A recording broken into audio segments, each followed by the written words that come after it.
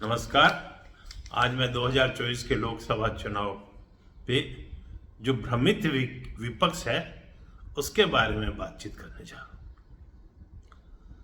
आपको ध्यान होगा ये जितनी भी विपक्षी पार्टियां थी, इन्होंने ये सोचा वो अकेले तो एनडीए का मुकाबला कर नहीं सकते, मोदी को हरा नहीं सकते, तो क्यों ना हम एकजुट होके एक गठबंधन बना के और एनडीए के खिलाफ अपना एक ही चुनाव जो है, एक ही उम्मीदवार घोषित करें। और इसकी जिम्मेवारी दी गई नीतीश जी को। नीतीश कुमार जी ने कोशिश करके और आखिर में पटना के अंदर एक इनकी मीटिंग हुई गठबंधन की, यानी पटना में ये गठबंधन पैदा हुआ। लेकिन इसमें कोई फैसला किसी चीज पे नहीं हुआ।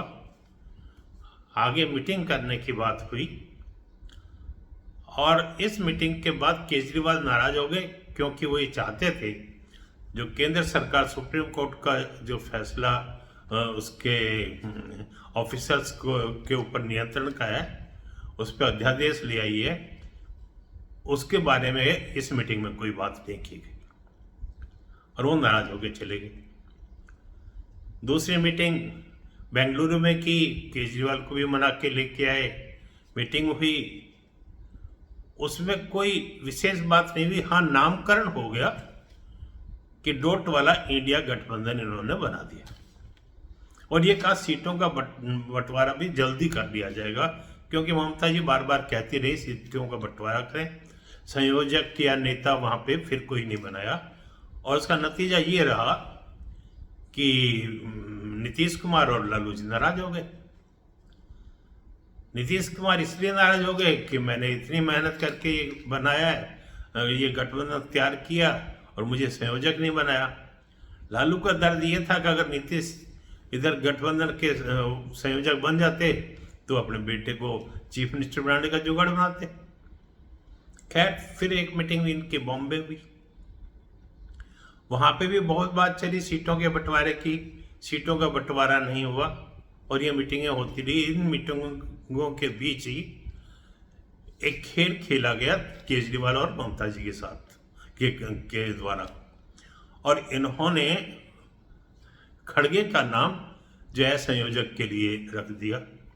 उनको पता था कि कांग्रेस में गांधी परिवार से आगे कोई नहीं जाएगा, और वही हुआ। खड़गे ने तो ये कह दिया कि इसको बात के लिए छोड़ते हैं, लेकिन इससे नीतीश समझ गए कि हाँ, मेरा पत्ता अब साफ है। नीतीश जी रोस्ट होना लाजमी था, वो रोस्ट हो गए। कांग्रेस ने ये सोचा कि ये जो 5 राज्यों के चुनाव हो रहे हैं उसमें मैं अच्छी पोजीशन में आ जाऊंगी, तो उसके बाद मेरी बार्गेनिंग पावर बढ़ जाएगी, तो सीटों का बंटवारा वो टालती रही। और ममता जी इस कारण से रुष्ट होती रही कि आप सीटों पे बात नहीं कर रहे। दूसरे भी लोग ये चाहते थे सीटों पे जल्दी बात हो जाए, नहीं हुई। ना इनकी कोई कंबाइंड रैली हुई, ना इन्होंने कोई जो है एक रैली इन्होंने दिल्ली में की, लेकिन वो कंबाइंड नाम दे दो गठबंधन का, वो हुई थी केजरीवाल के जो है गिरफ्तारी के कारण से। उसका मेन कारण तो यही था, बाकी ठीक है, ये कह दें उन्होंने रैली की। इधर एनडीए वाले अपना गठबंधन भी बना लिया। उनका सर्वमान्य नेता तो मोदी जी थे ही, वो घोषित भी हो गए और प्रचार उन्होंने हर जगह प्रचार करना शुरू कर दिया। कांग्रेस जो है उसके युवराज फिर एक जो है वो अपने न्याय बचाओ आजादी, वो भारत जोड़ो यात्रा वात्रा लेके निकल गए। हुआ ये कि जो उनकी मैन पावर थी, मेन लीडर्स थे, वो उसके जी हजूरी में उस मोर्चे में लगे रहे और इधर एक एक करके कांग्रेसी इनका साथ छोड़ते गए। बड़े से बड़े लीडर ने साथ छोड़ा और ये कहते रहे इससे कोई फर्क नहीं पड़ता। इनका घोषणा पत्र साझा नहीं बना, सबने अपना अलग अलग घोषणा पत्र बनाया। और अब ताज्जुब करेंगे, जो कांग्रेस का घोषणा पत्र आया उसके अंदर उसने कहा 3 तलाक जो पे बैन लगाया है उस बैन को हम हटा देंगे।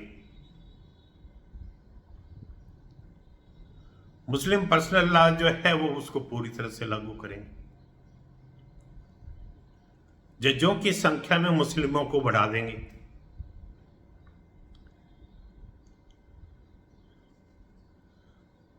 और जो है जो ब्याज इनको ऋण दिया जाता है उसके ब्याज इनके लिए अलग से बना देंगे।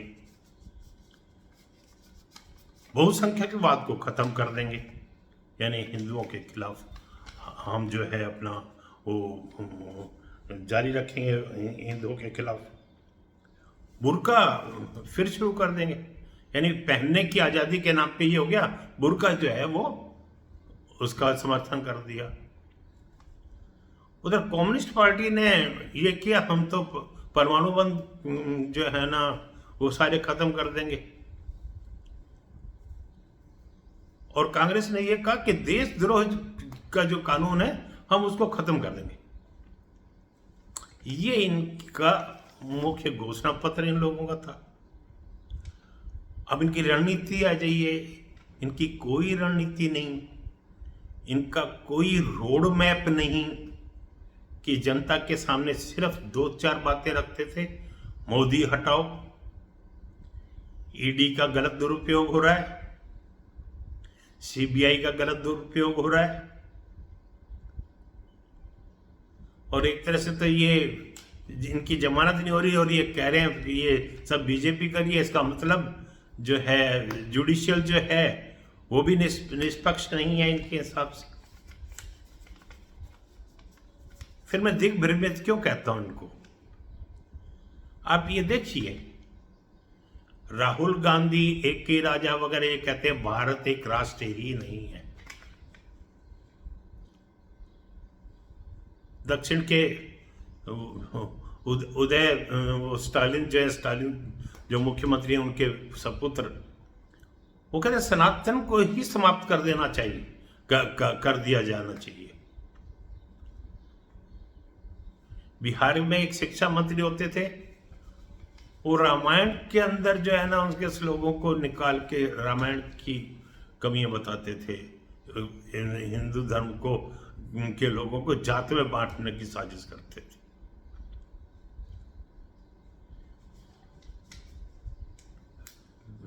और ये मौर्य, स्वामी प्रसाद मौर्य, ये भी बात बात पे हिंदू धर्म के देवी देवताओं के बारे में, रीति रिवाजों के बारे में बुराई कर रहा था।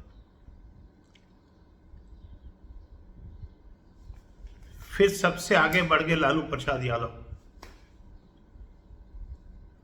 वो सावन के अंदर उसको राहुल गांधी को मटन बना के सिखा रहे थे। उनका पुत्र उनसे आगे, वो जान के नवरात्रि शुरू होते ही उसने जो है मच्छी खाने का वीडियो डाल के और मिर्ची दिखा के जो शब्द बोले वो आप सबको पता है। मीसा भारती वो कहाँ पीछे रहनी थी, राम मंदिर नहीं जाना चाहिए। आपको ध्यान होगा इन सब ने राम मंदिर, रामलला के मंदिर का जो उद्घाटन समारोह था उसको उन्होंने बाइकआउट कर दिया था। लालू प्रसाद यादव कहते हैं मोदी का कोई परिवार नहीं।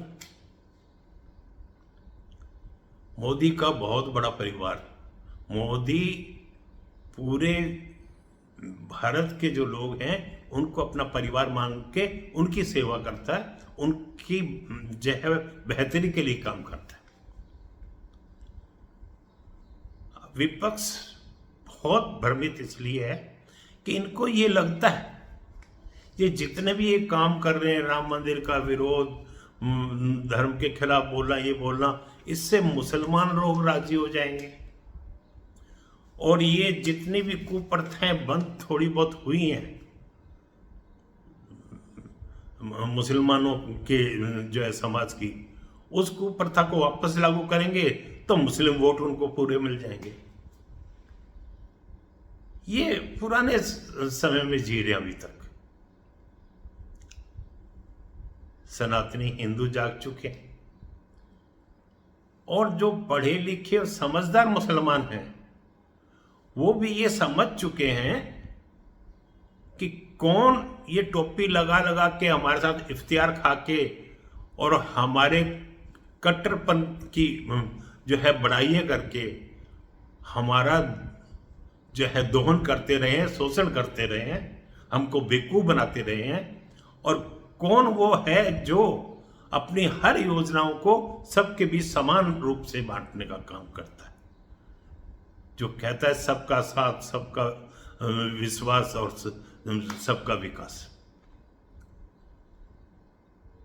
वो जब मुस्लिम लोग समझ रहे हैं, जो समझदार मुस्लिम हैं वो अब इनके बहकावे में नहीं आने, केवल जो थोड़े कम पढ़े लिखे हैं या ऐसे जगह पे जो इनकी षड्यंत्र रहा शुरू से कि उनको दीनी शिक्षा देके जिनमें कट्टरता का भाव पैदा कर दिया, जिनको कुछ नहीं दिखता एक मजहब के अलावा, और मजहब में भी असली मजहब को नहीं मानते, वो कुरान के मजहब को तो भूल गए, वो उनके मुल्ला मौलवियों के मजहब को मानते हैं।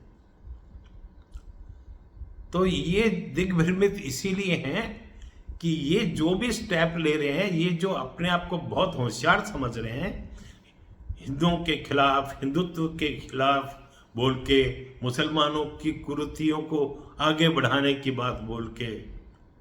अब आप बताइए, जज की नियुक्ति ज्यादा कर दी जाएगी भाई, कैसे कर दोगे आप?